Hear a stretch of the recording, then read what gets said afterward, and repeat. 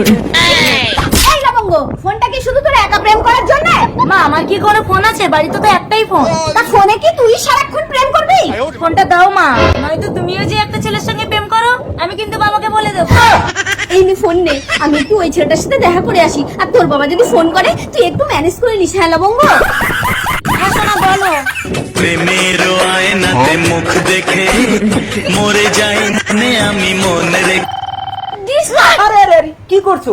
এক মিনিট। কি সুন্দর তুমি আমার গালে টালে হাত দিচ্ছিলে। আরে আমি আসবো কি করে? আমি তো তোমাদের বাড়িটাই চেনি না।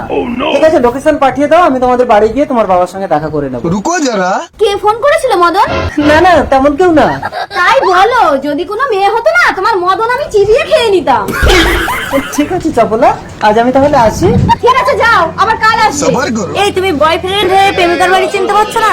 বসো, বাবা তোমার সঙ্গে কথা বলবে। আমি বাবাকে ডেকে আনছি। বিধাতার যে হাতে লেখা মদন, তুমি আমার সাথে প্রেম করার জন্য আমাদের বাড়িতে চলে এসেছো?